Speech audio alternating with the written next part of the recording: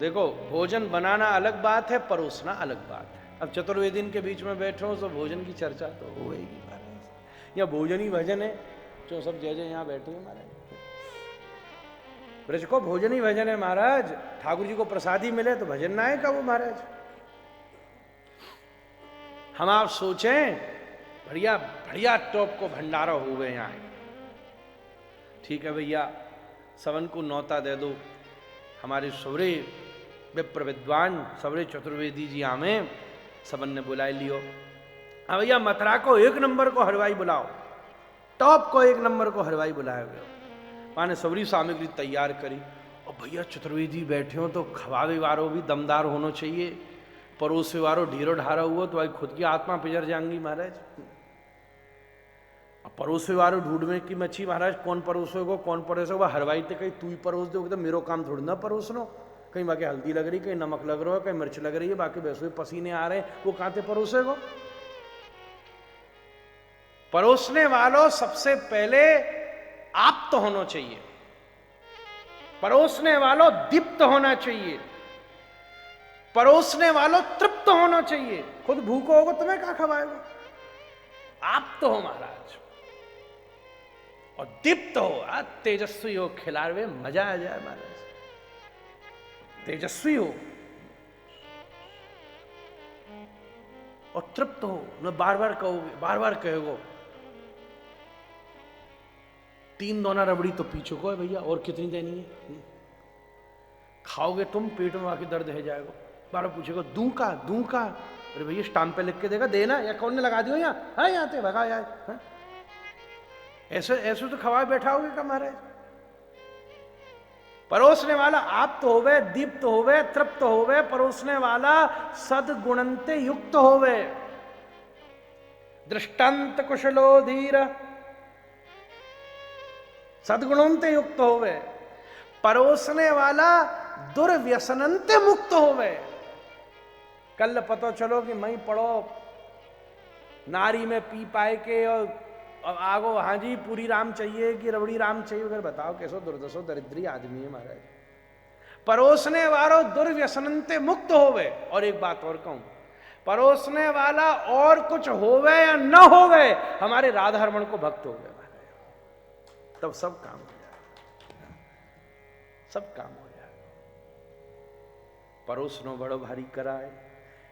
ऐसे ही ठाकुर जी ने सोची ब्रह्म गोष्ठी हो महाराज। अन्न ब्रह्म है, ब्रह्म गोष्ठी हो तो भैया जैसे गोष्ठी केताई सबसे पहले सामग्री चाहिए, तो ठाकुर जी ने चतुर्सेठ की तरह सवरी सामग्री जुटाई। कूर्मावतार, हयग्रीवावतार, नृसिंहावतार, वामनावतार, कृष्ण लीला, मां कंचोरी लीला, दामोदर लीला, गोवर्धन लीला, राम लीला, ये सबरी साग सब्जी सबरे मसाले सबरे तैयार है गए। फिर बुलाए चतुर्व्यास जी हलवाई की तरह, जिनने भागवत को पकवान बनाए के तैयार कीनो। प्रथम स्कंद रूपी मालपुआ बने सहस्त्र छिद्री, और द्वितीय स्कंद रूपी कचौड़ी बनी, और तृतीय स्कंद रूपी समोसा बने, और चतुर्थ स्कंद रूपी बढ़िया गुजिया बनी। अब जाते हैं तो मेरे से भी ना बोलो यार महाराज। और पंचम स्कंद रूपी बढ़िया सुंदर महाराज पास में छाछ रखो भयो, बाद में पचावे के ताई चाहिए। पंचम को गद्दे ऐसा ही है, पचावे के ताई चाहिए महाराज। वही को पाठ पूरो जो पंचम को कर ले महाराज, वाके ताई छाछ भी सत में रखी है। फिर लड़ुआ भी बूंदी के षष्टम स्कंद की तरह, और सप्तम स्कंद के रूप में बढ़िया सुंदर झोर की हींग रही भाई, बढ़िया जोरदार साग चाहिए महाराज। और फिर अष्टम स्कंद रूपी और महाराज वही के संग में टकोरादार पूरी भी है नहीं चाहिए, और नवम स्कंद रूपी सूखो साग भी चाहिए, और दसम स्कंद रूपी हमारी गोपाल पीठ जैसी बढ़िया घोटेमा खीर। हाँ, हरकी फुरकी ना है, बिल्कुल लापसी जैसी। दसम स्कंद रूपी खीर भी चाहिए। का रह गई चीज कछु और कोई बामन ने लेना हो तो बताए दो महाराज। और एकादश स्कंद रूपी बढ़िया राजभोग, और द्वादश स्कंद रूपी रबड़ी। चलो सबरो भंडारो तैयार है गो महाराज। अब समस्या आई, साधु संत भी भाई पीवे के खावे के ताई बैठ गए। अब सोची आए बांटेगो कौन, या परोसेगो कौन। वही समय निकुंज से श्री किशोरी जी निकली आई। वह ठाकुर जी तुमने चतुर सेठ की तरह सामग्री जुटा दी और फिर व्यास के रूप में हलवाई की तरह सामग्री बना भी दी, अब मैं सुखदेव के रूप में समाज में इसका वितरण किए देती हूं। इसलिए श्री शुक उवाच, यहां मध्यवर्ती लोप समास है, सब व्याकरण के विद्वान बैठे, यहां मध्यवर्ती लोप समास है।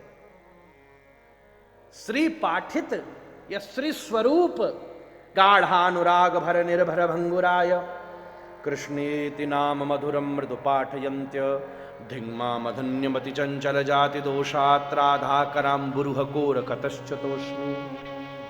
ये सुखदेव जी को पढ़ने से भागवत नहीं आई है।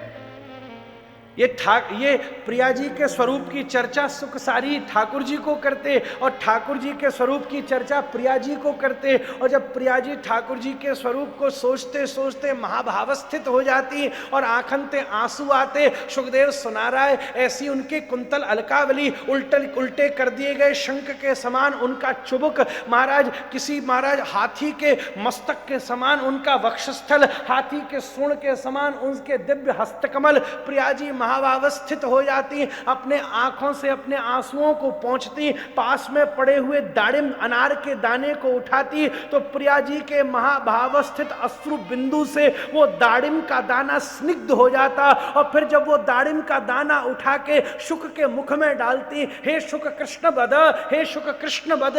जब प्रिया महाभाव भावित वो दाड़िम का दाना शुकदेव के दांतों से कटता तो उससे निकलने वाला रस अनार का नहीं था, साक्षात श्री कृष्ण रस का प्रवाह हो जाता। गाढ़ानुराग भर निर्भर भंगुराय कृष्णेति नाम मधुरम मृदु पाठयन्त्या। वो कथा कर सके, वो सुखदेव जी प्रकट है गए।